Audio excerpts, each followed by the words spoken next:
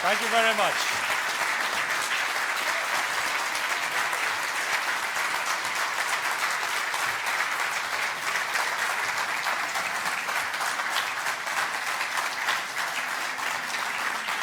Thank you.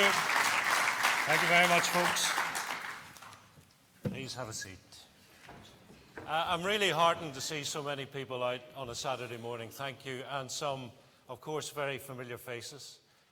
Some familiar faces not here, and not just those who, as the chairman said, have passed away, sadly. I'm thinking, and I know I shouldn't pick people out, but I really miss the fact that May Steele isn't with us this morning. And could I ask Roy Beggs and the team in East Antrim to say if she can't, if she's not up to coming to beat me, I'd like to come and see her, because she's part of my inspiration, part of the motivation, part of the heart of the Ulster Unionist Party. So thank you.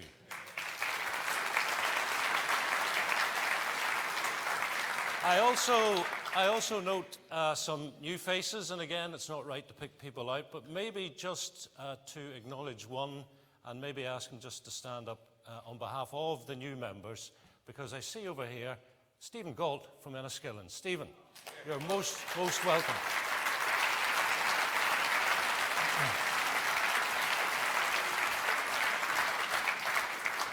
Chairman, to you, my thanks for your guidance and your support over the last year, also to the party officers and to the party executive.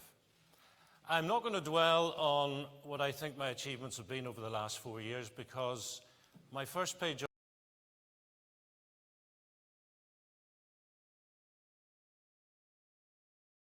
or the head bin, as we like to call them, had this expression, self-praise, no recommendation. Notice he didn't see the need for a verb. The is word wasn't required. Verbs were kind of optional. Profanity, swearing, actually was more or less compulsory, by the way. So sometimes I look at the chief whip and I think, you used to be a bin man, didn't you?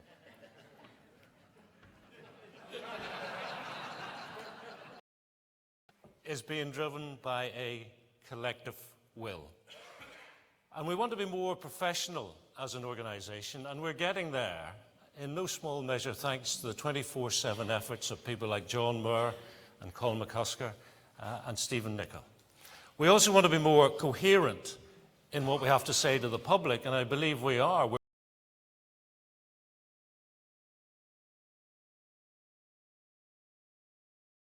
just 54 days away. But let's not rush to reflect. And the major achievement of the last 12 months has already been referenced. Danny Kinahan and Tom Elliott ending a brief but painful period of exclusion and exile for this great party from the green benches of the House of Commons.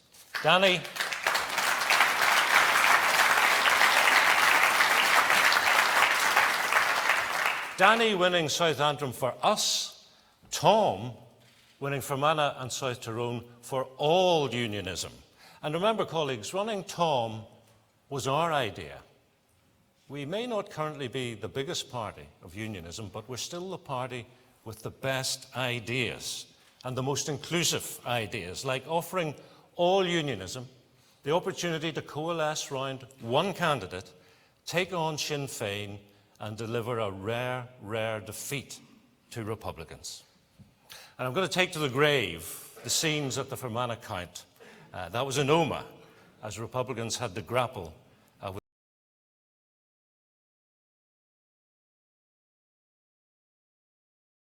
a call from Tom on the motorway. And I'm going to share it with you.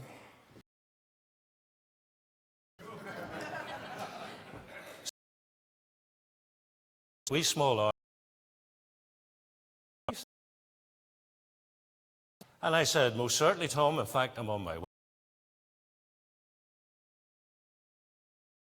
I don't know, says Tom.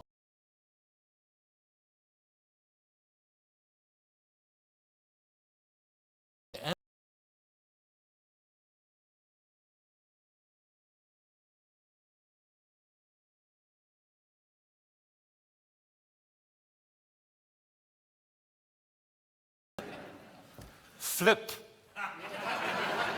says I. How many more boxes? How many more boxes are to be opened? Oh, they're all open. Flippity flip. Tom Elliott, is this your way of telling me you're the new Member of Parliament for...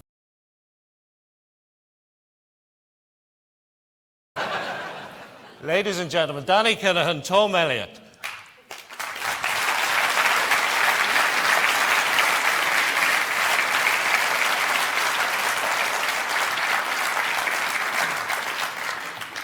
Now, Tom was replaced as an MLA by Neil Somerville, and I want to put on record my thanks to Neil because he took it on at what turned out to be the worst possible time in his life. Under other circumstances, I know he would have gone on to make a fine member of our Assembly team, as indeed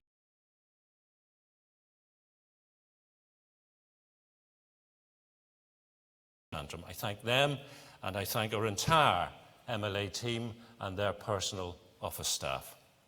I also want to wish all the very best to 3 MLAs who are about to open a new chapter in their lives as they stand down from the Northern Ireland Assembly. And I know 2 of them are with us today. Sam Gardner cannot be with us, but Leslie Cree is here and Michael Majimsey is here. And on behalf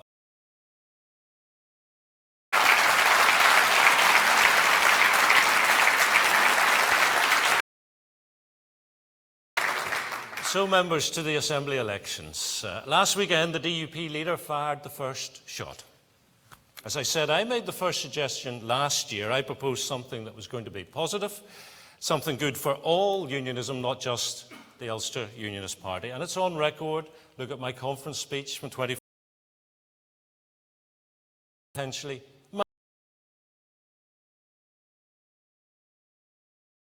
representation. Get rid of an abstentionist MP, so unionists who think that the political wins. We won the chance and we took the chance for all unionism.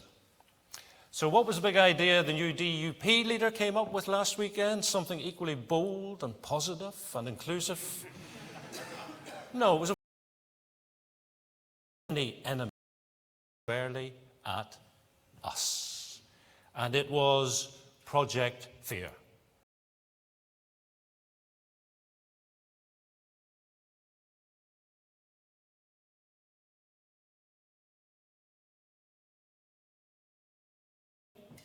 Well,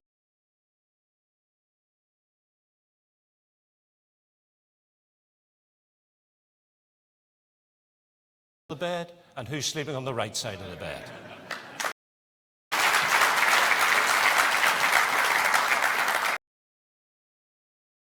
We're voting depending on who has the better reading lamp at the side of the bed, because remember last year's First Minister, Deputy First Minister, Martin McGuinness, nearly put the lights out at Stormont over welfare. There is no more power that he can have to offer. And 2 full mandates in charge. As far as I'm concerned, the DUP are welcome to Project Scaremonger. I have no interest in encouraging people to vote out of fear. I want us to promote Project Hope. Vote for what you hope for on the... We will campaign as oppositions do on 2 planks. We will highlight the failures of those who have led our devolved and 2 mandates, and then we'll offer our vision of how we might do things better. And believe me, that will not be difficult, because it would take a Herculean effort to do worse than the DUP and Sinn Féin, because their record is shameful.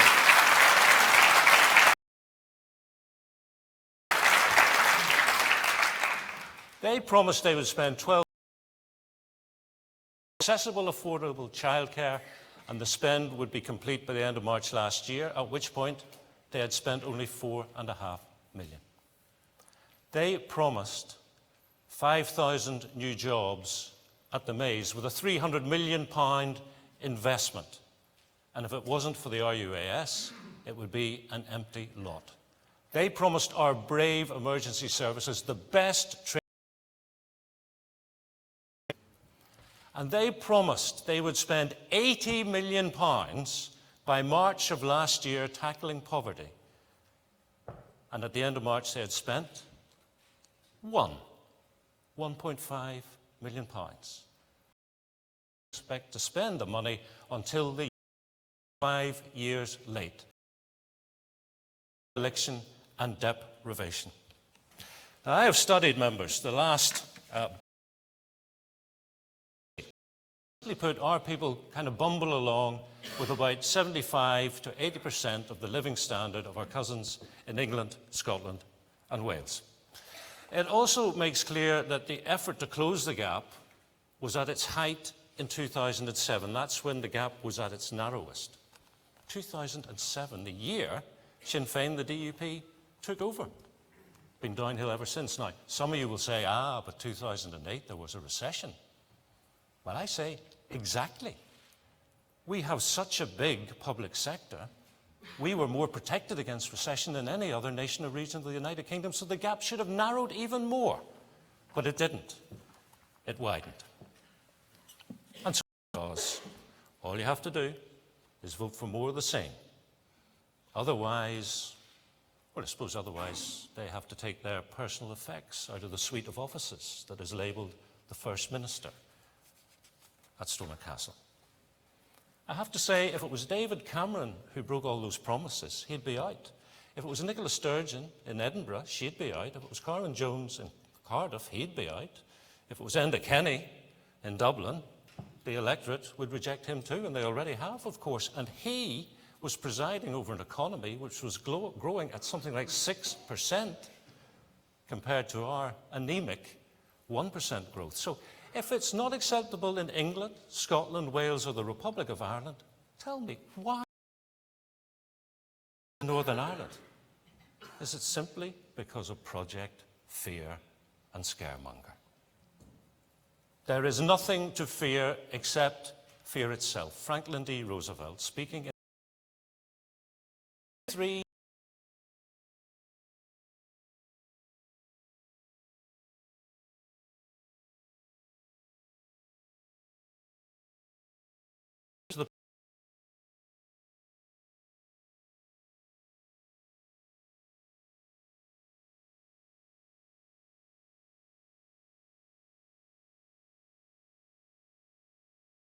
indecision and mutual veto.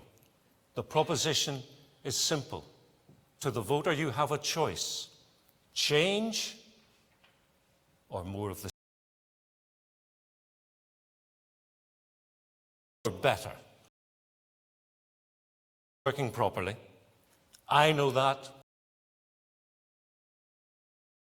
is simply no. You were promised true peace, mutual respect, and better government than direct rule, and the people have been failed.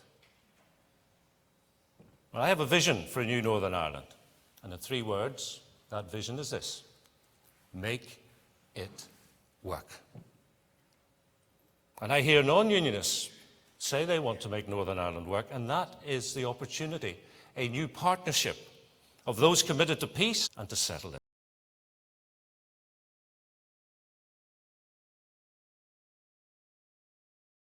In the politicians leading our devolved government. They're disillusioned, they are disgusted, they are disbelieving. We need a new era of belief. Belief in Stormont, in its politicians, and our motivation. And that's one reason why we will not automatically rejoin the executive after the 5th of May. We are not motivated by ministerial salaries, chauffeur-driven cars, and all the trappings of government. This is not about getting our noses in the trough. On the 5th of May, we seek a strong mandate to enter the negotiations on the next programme for government, which will follow the elections and precede the formation of the next executive. And remember, doing the programme for government first was our idea. It was our idea to seek broad agreement on the work programme before anybody knows exactly what role they will have to deliver it. So there'll be up to 2 weeks after the 5th of May, and at the end of that, there will be a programme for government, and we have 2 tests. Is it a progressive programme for government? Will it help our people? And secondly, have we sensed a collective will to actually deliver it? If the answer to either of those questions is no, we will form the official opposition. And interestingly, I hear other parties talking in similar terms. And our vision for the future is not based solely on the numbers. Yes, fewer executive departments makes sense. Cutting the numbers of MLAs should lead to more efficient, effective government. But it's not the key, because I can tell you 18 MLAs can muck it up as easily as 108. The game changer is a change in attitude, bureaucracy, into what we need, a democracy.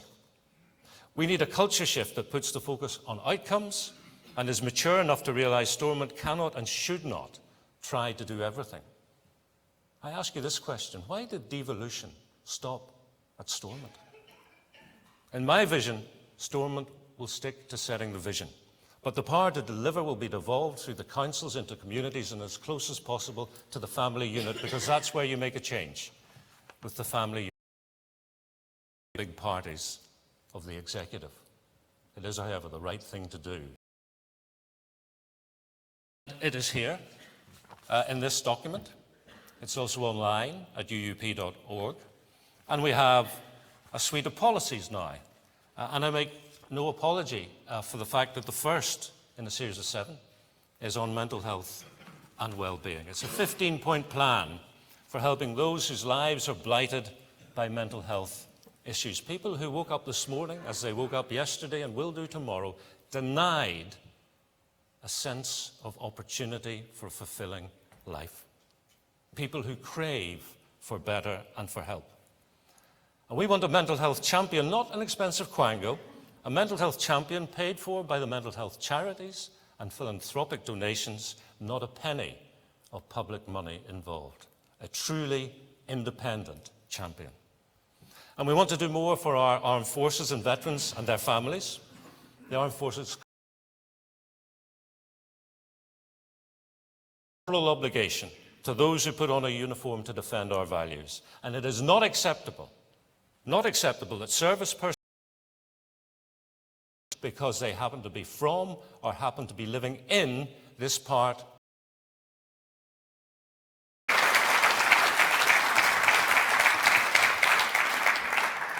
And we support the knowledge economy. That paper's just out today. We support its unbelievable potential to put people first, because you don't need a big machine or a dry dock to make money these days. What you need is up here. You need to know things. And that takes us to our schools and the failure of successive Sinn Féin ministers to tackle educational underachievement. It is a political crime that the same children from the same areas leave school without the knowledge and the skills that are essential to a fulfilling life.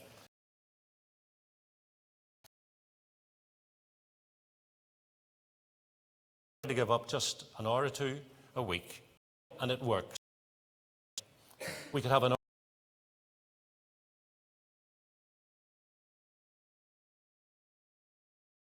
at over 2.1 billion.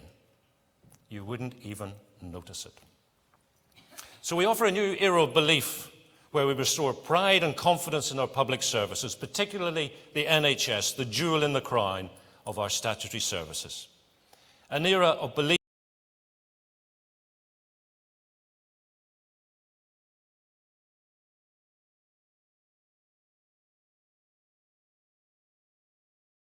governments, not about outcomes. What else is there to be about? Unless, of course, it is self-interest, power for its own sake. Well, you'll know how to judge an Ulster Unionist-led government. Judge us by our ability to make decisions in a timely manner, to deliver positive changes that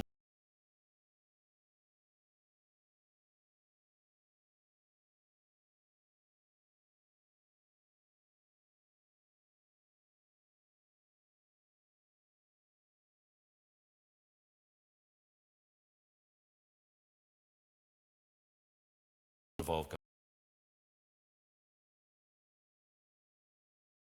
and happier.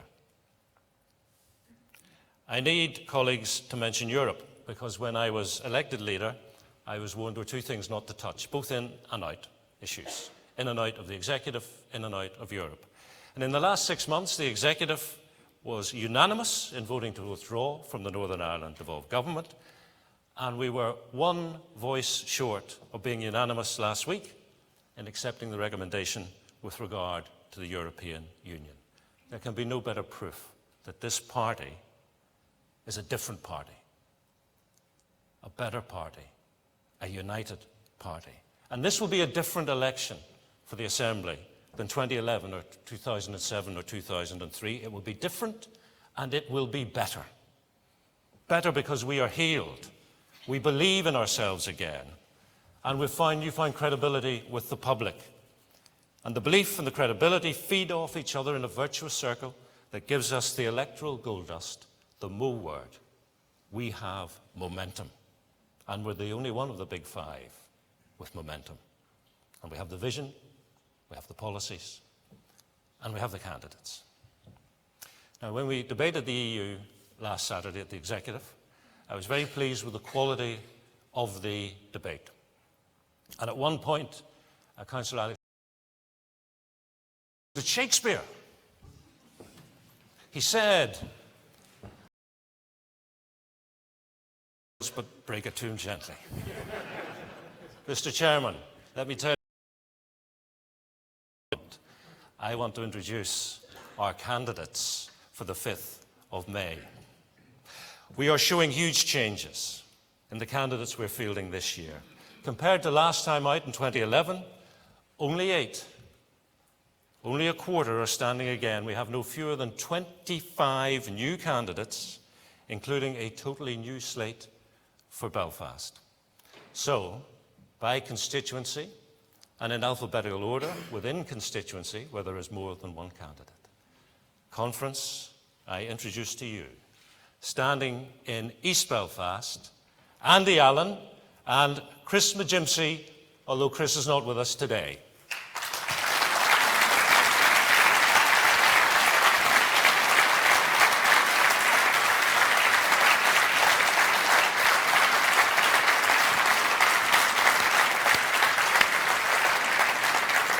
In the west of the city, Gareth Martin.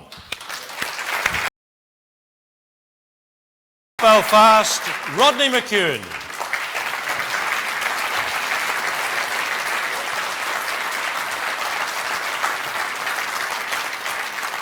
And restoring faith and pride in North Belfast, the Reverend Dr.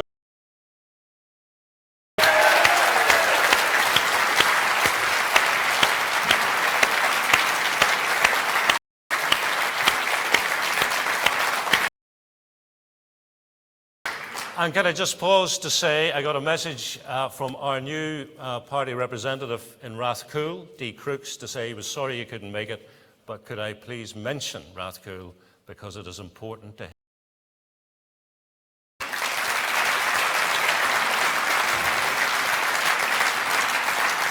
Conference in East Antrim,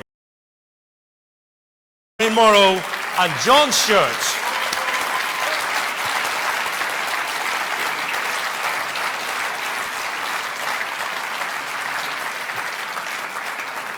In South Antrim, Steve Aitken, Paul Michael and Adrian Cochrane-Watson.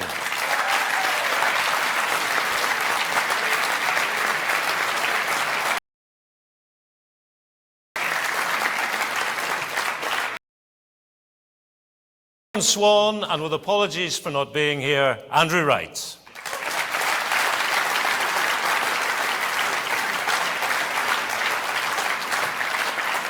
In North Down, Alan Chambers, Chris Eisenstadt and Carl McLean.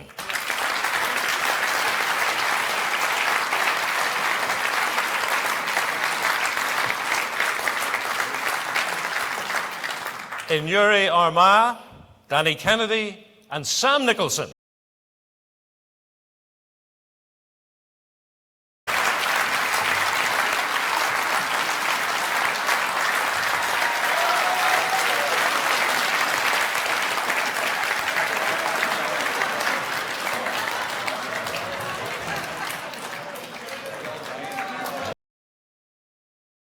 Tyrone, Ross Hussey.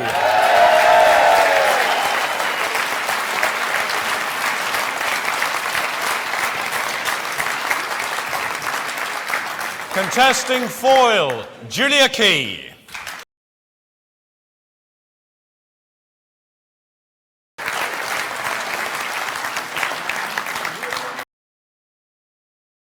Callan and William McCandless.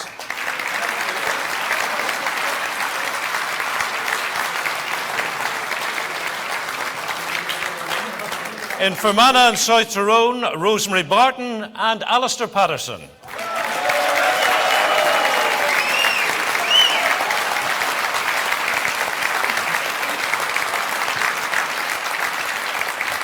Contesting Mid-Ulster, Sandra Overend.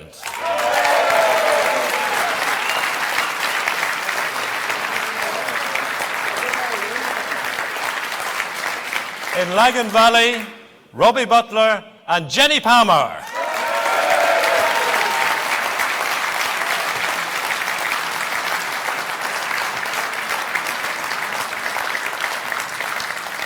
In Upper Ban, Doug Beattie, Joanne Dobson and Kyle Savage.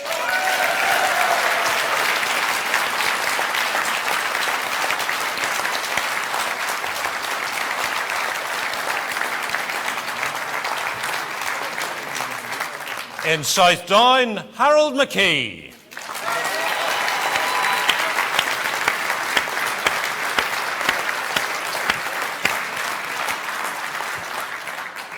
And in Strangford, Philip Smith.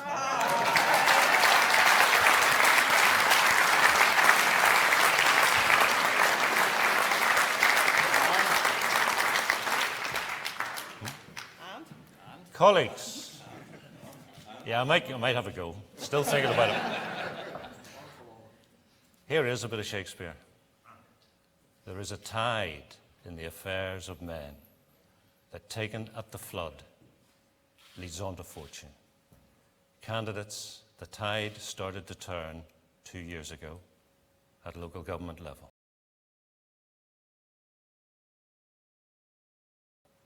This is your opportunity. Colleagues, I ask you to support our candidates. I ask you to promote our candidates.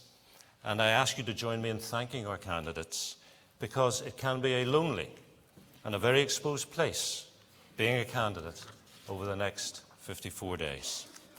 And my last words are for the candidates themselves. From this moment until 10 p.m. on Thursday, the 5th of May, join me and fight like you're losing. Fight like you're losing and leave nothing behind, because if you do, we will leave very few behind on the 5th of May. And I invite you, May, room 277 of Parliament Buildings, for the next meeting of the Ulster Unionist Assembly Group. So get out there and start to turn that tide. I know some want this election to be about a single issue and a binary choice about who's going to be First Minister. It will not be about that. And in language that at least one of those people will understand, I say this about where we are going as the Ulster Unionist Party. I say, Chucky Arla, our day, our day.